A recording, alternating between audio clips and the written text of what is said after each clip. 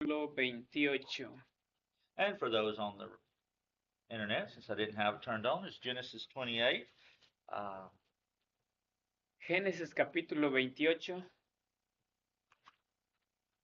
Isaac sends Jacob to Padan Aram, to the house of Bethuel, to get a wife. Genesis 28, 1 through 5. Isaac envía a Jacob a Padanaram a la casa de Betuel para conseguir una esposa. Génesis capítulo 28, versículo 1 al 5. And Isaac called Jacob and blessed him and charged him and said unto him, Thou shalt not take a wife of the daughters of Canaan. Arise, go to Padanam. That is a word that gives me trouble. To the house of Bethuel, thy mother's father, and take thee a wife from thence of the daughters of Laban, thy mother's brother. Verse 3, And God Almighty bless thee, and make thee fruitful, and multiply thee, that thou mayest be a multitude of people, and give thee the blessing of Abraham to thee, and to thy seed with thee, that thou mayest inherit the land wherein thou art a stranger, which God gave unto Abraham. And Isaac sent away Jacob, and he went to Padan Aram, and unto Laban, son of Bethuel the Syrian, the brother of Rebekah, Jacob's and Esau's mother. Génesis capítulo 28, verso 1 al 5.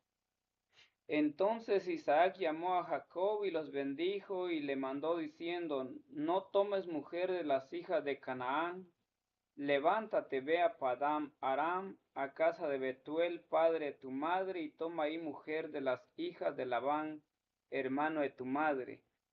Y el Dios omnipotente te bendiga y te haga fructificar y multiplique hasta llegar a ser multitud de pueblos, y te dé la bendición de Abraham y a tu descendencia contigo, para que heredes la tierra en que moras, que Dios dio a Abraham. Así envió Isaac a Jacob, el cual fue a Padan Aram, a Labán, hijo de Betuel, arameo, hermano de Rebeca, madre de Jacob y de Esaú.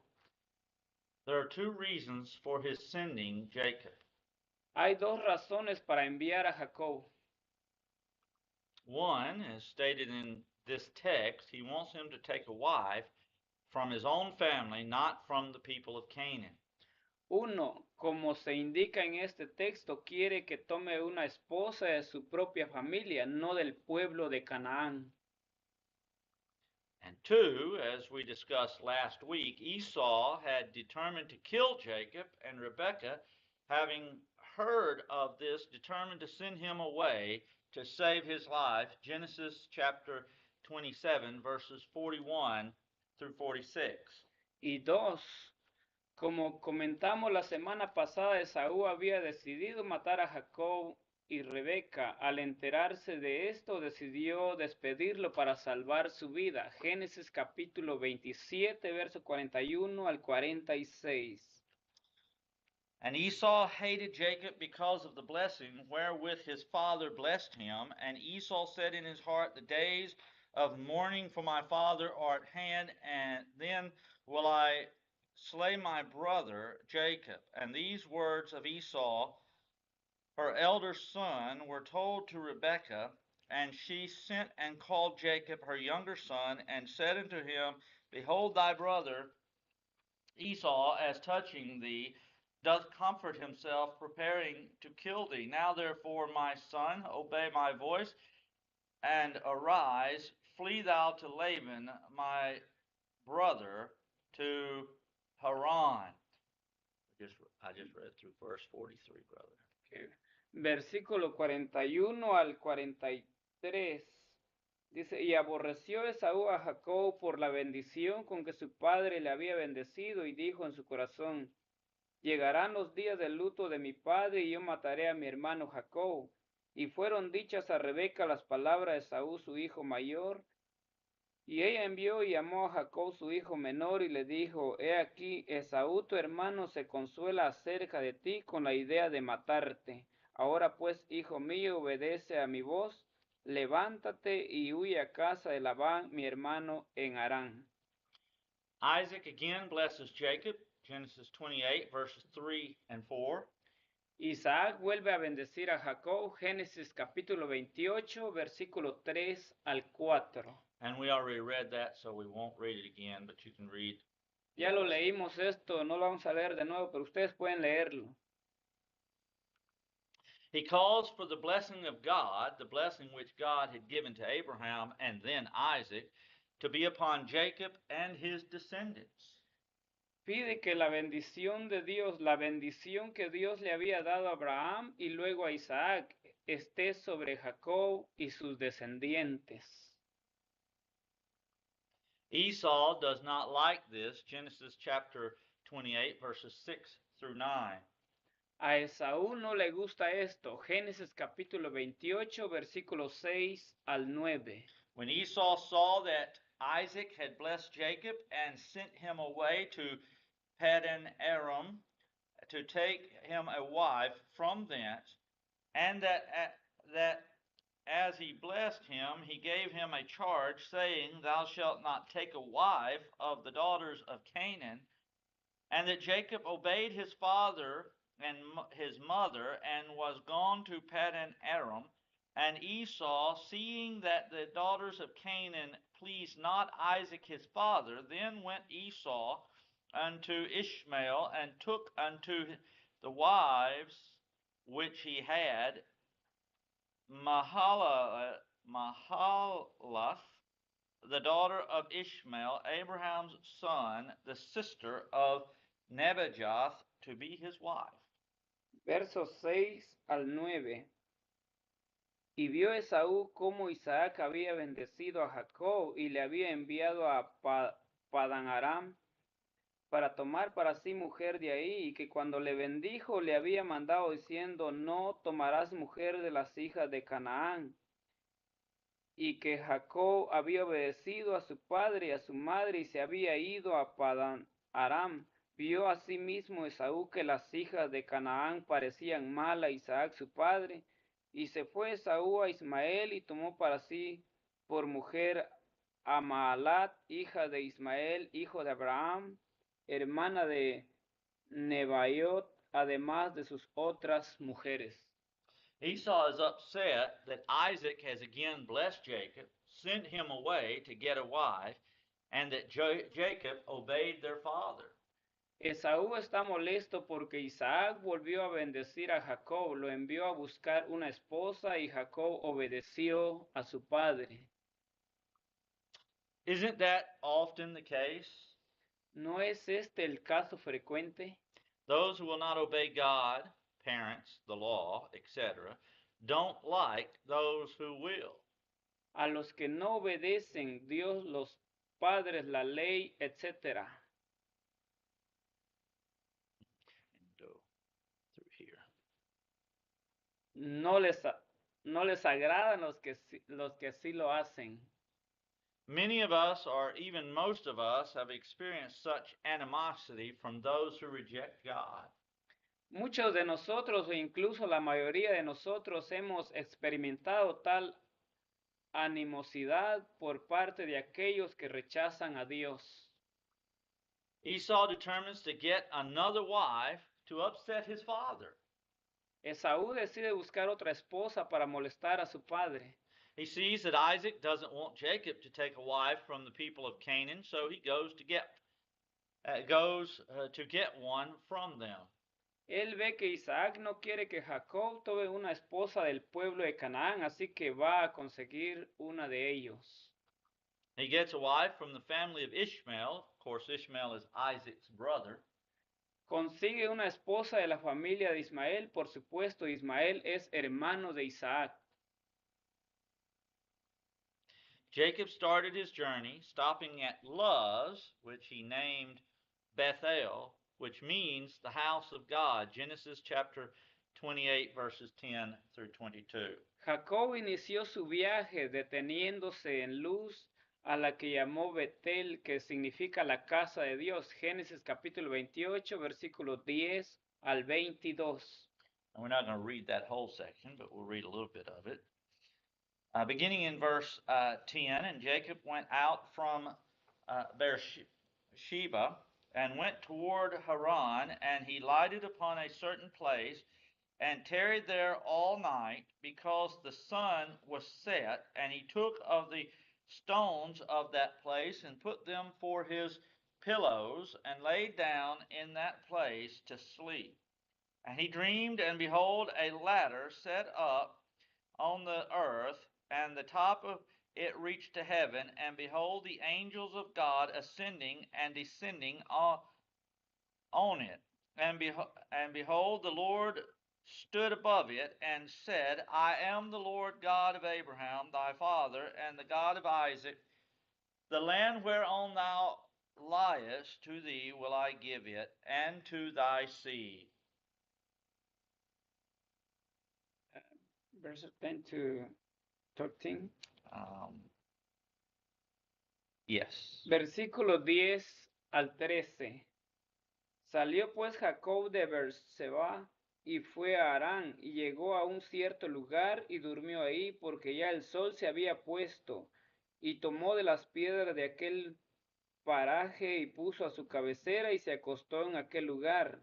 Y soñó, y he aquí una escalera que estaba apoyada en tierra, y su extremo tocaba en el cielo, y he aquí ángeles de Dios que subían y descendían por ella.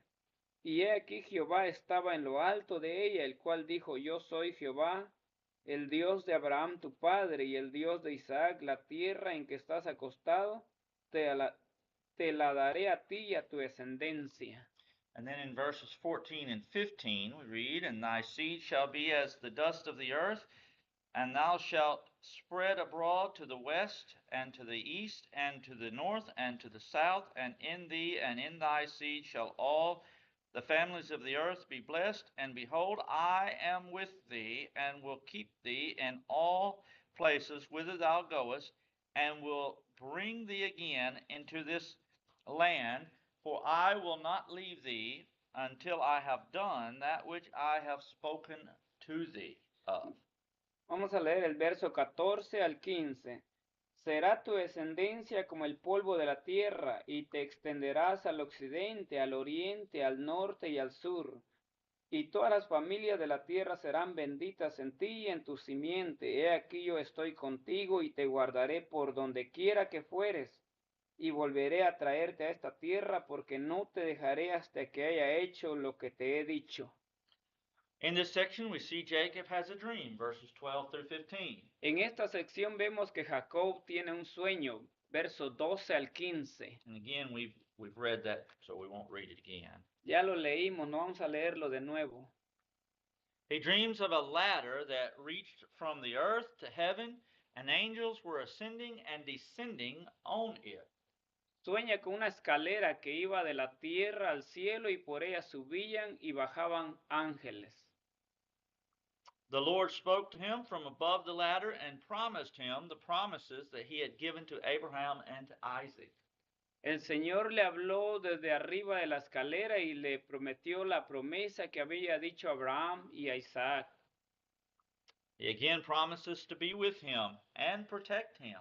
Nuevamente promete estar con él y protegerlo. He awakes and is afraid. Se despierta y tiene miedo. The word here for afraid is the same word used in Ecclesiastes 12 and verse 13. La palabra hebrea aquí para miedo es la misma palabra usada en Eclesiastés capítulo 12, verso 13, para miedo. Most of us are pretty familiar with that text. We read, Let us hear the conclusion of the whole matter. Fear God and keep his commandments, for this is the whole duty of man.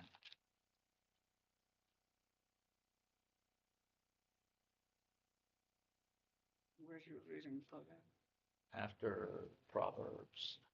Yeah, I know. Oh,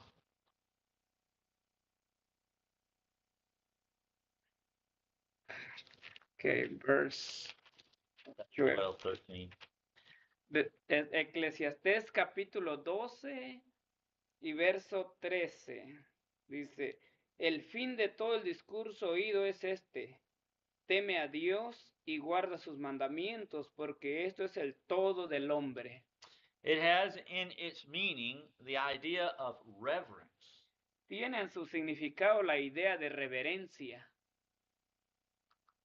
The next morning, Jacob sets up a pillar in honor of God. He used the stones which he had used for a pillow, verse 18. A la mañana siguiente, Jacob levanta una columna en honor de Dios. Usó las piedras que habían usado como almohada. Verso 18. And Jacob rose up early in the morning and took the stone that he had put for his pillows and set it up for a pillar and poured oil upon the top of it. Le echa aceite y llama al lugar Betel. Capítulo 18, verso 19. Oh, I read verse 18, brother. You read verse 8. See, verse 18. Chapter 18 of verse. Genesis 28, verse 18. Okay, and then we'll go ahead and read verse 19. He pours oil upon it and calls the place Bethel, verses 18 and 19. Okay. Vamos a leer en el verso 19. Y llamó el nombre de aquel lugar Betel, aunque Luz era el nombre de la ciudad primero. And verse 18. Vamos a leer el verso 18. Y se levantó Jacob de mañana y tomó la piedra que había puesto de cabecera y la alzó por señal y derramó aceite encima de ella. He makes a vow to God, verses 20 through 22. Hace un voto a Dios, verso 20 al 22.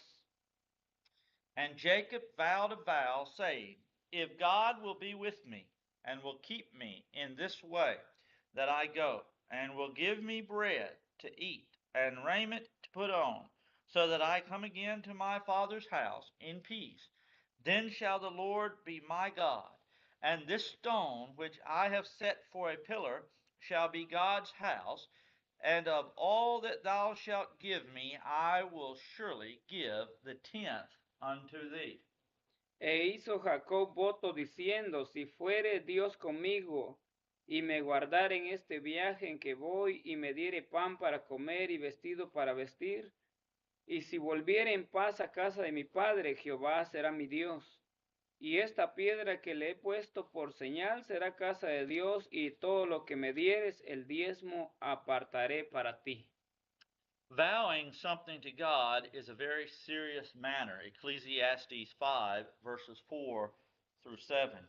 Prometer algo a Dios es un asunto muy serio. Eclesiastés capítulo 5, verso 4 al 7.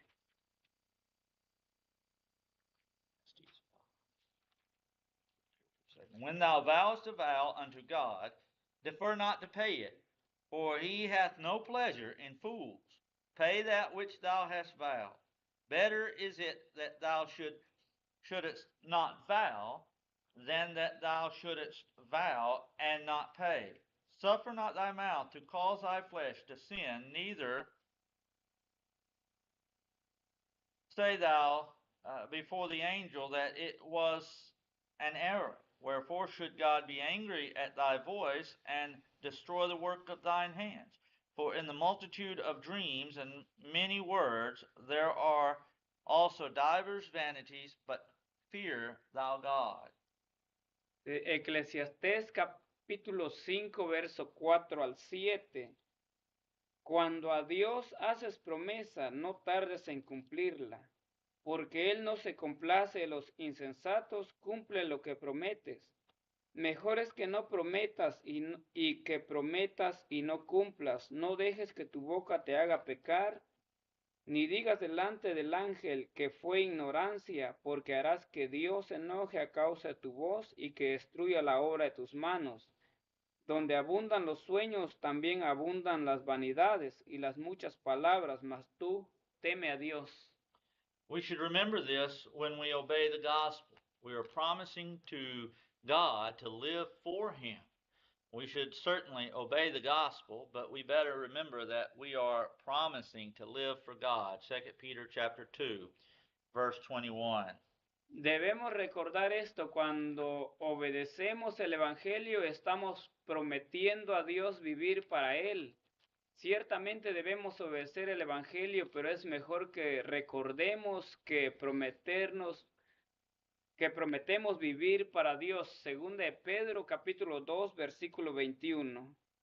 For it had been better for them not to have known the way of righteousness than after they have known it to turn from the holy commandment delivered unto them.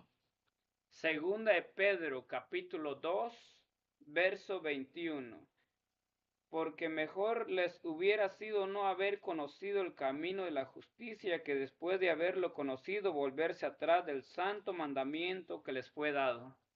Now, we're not talking about the person who stumbles or sins and then repents, but of those who turn from God. Ahora bien, no estamos hablando de la persona que tropieza o peca y luego se arrepiente, sino de aquellos que se alejan de Dios. Do you have any questions or comments? ¿Alguna pregunta o comentario?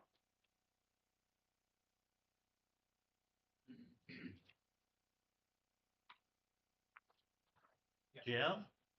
I see you got your book.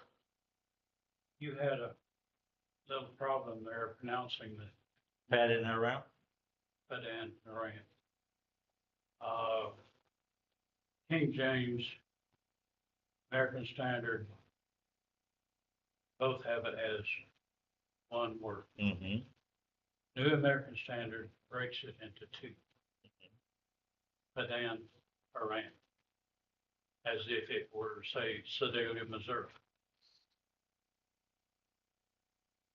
I notice also in verse 10, there's possibly an alternate spelling for the Haran or Aran. For her. In verse 10? Oh, okay, I see it. What's the alternate spelling? Yeah. Aran, verse 10 has an each in front of it. Yeah? Don't they all? No. I've never seen it. Padan Aran. Oh, no, this is Haran that it mentions here. I don't think that's the same place, is it? Padan Aram and Haran, those are two different places, I think. Going in the same direction. Yeah, but Jim, if I head toward Dallas Fort Worth and keep going, I could probably get past to other places too. So He hadn't got there yet. yeah. So I'll have to go back and look at a map, but I think those are two different places. I agree with you until I read it back again. He tells him, "Arise, go to Padan, to the house of Bethuel, my father." Down in verse 10, and Jacob went out, Beersheba, and went toward heaven. But So those are both. But could it be something similar? And again, I'll have to go back and look at the map. But could it be something similar to saying that I went toward that I'm sent to Dallas Fort Worth, Texas, or Dallas Fort Worth, but I went toward Texas? See, could it be that Haran is like That's what Jim said. a larger place? That's what I'm saying. Well, I thought you were saying they were the same place, They are. like the same city. It's still Texas. Yeah, but Dallas Fort Worth is more specific though. So. But anyway, again, I'm not familiar with the geography enough Verse to be 10 sure. is not specific as to the town. Yeah, I'd have to go back and look. I'm not as big on geography as some people are, or as knowledgeable, you know. So, hermano, you Yes. kind of understand what we're talking about? Anything else, Jim? No, that was. Steve, you got anything? No. Except, yeah, one thing. Oh, go ahead. There Esau I mean, he did that to spite his dad. Didn't he? Yep. I mean, it was mom and dad don't like it because He did. He got upset because remember he's already upset as we looked last week. He's upset with that Jacob tricked him out of the blessing, or tricked his father into thinking he's Esau. So his mother and brother tricked him out of the blessing. And so he's mad about that. He's ready to kill Jacob. And now here, what does Isaac do? Isaac turns around and blesses him again. And then sends him away to get a wife, and what do you think that says? Imagine that now you're the oldest, you're the youngest, aren't you, Steve?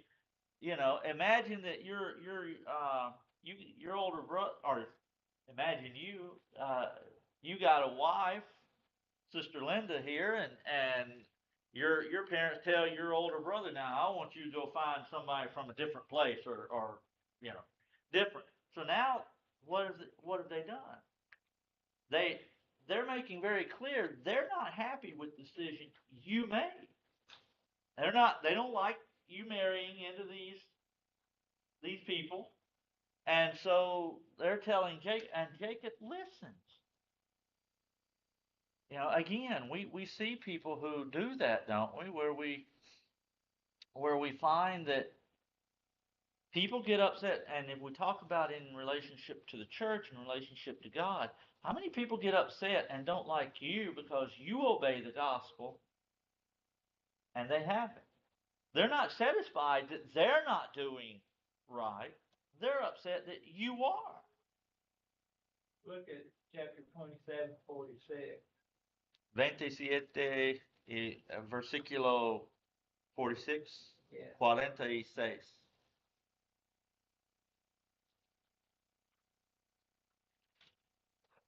Who's the daughters of Heth?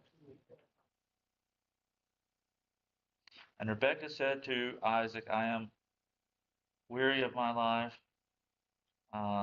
because um, of the daughters of Heth.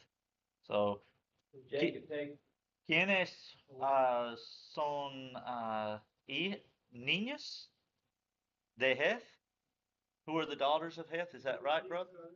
Y dijo Rebeca a Isaac, fastidio tengo de mi vida a causa de las hijas de Ed. Si Jacob toma mujer de las hijas de Ed, ¿cómo estar de las hijas de esta tierra? ¿Para qué quiero la vida? Thank you, gracias. But I'm not sure. Is that the case? Or specifically, is that, I think that's, I'd have to go back and find where it talks about Esau taking the wife. Isn't one of his wives said to be the daughter of Heth, maybe? I'm not sure. I'll have to. I think one of Esau's, yes. Well, they're daughters of Hittite, one of them at least.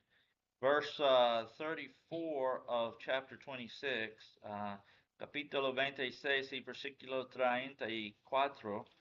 And Esau was 40 years old when he took to wife Judith, the daughter of Beri the Hittite, and Bashemath, the daughter of Elon the Hittite. So they were Hittites. Are Hittites and Heth the same? The Hittites. Are the Hittites and Heth the same? I'll have to go back and look again. I'm not sure. But in chapter 28, he talks about it from the sense of the daughters of Canaan. So it kind of links all these people together, I think. She wants him to marry into his own people. And I'll tell you what, I've got like 3 cousins that married 3 sisters. So you start looking at that, and that gets you all crossed up on how you related, but They weren't their own cousins, were they?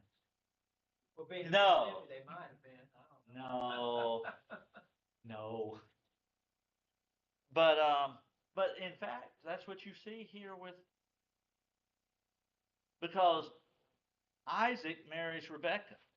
Well, Rebecca is what? Is first cousin once removed, or second cousin once removed, or something like that. And now what is she doing? She's sending Jacob. They're sending Jacob to marry her brother's daughter. So they're cousins. So they're in fact first cousins, husband and wives, and what, second cousins or third cousins or something like that. I say the women though, they're the Palestinians. They're all crossed up. They're probably pretty. Well, they all did. They're bad. They would intermarry with their. Oh yeah, I'm saying and the people that were there where Isaac lived. Sure, The daughter's pet or whoever. They're not following God. No, so that would be a reason. She wants. Although was Laban. No, because they had the gods. The girl stole the Rachel. Yeah, Rachel stole her father's gods. Anybody else have any questions or comments? Preguntas, hermanos? Well, we'll pick up with chapter 29 next week. So keep that in mind. We'll be this week.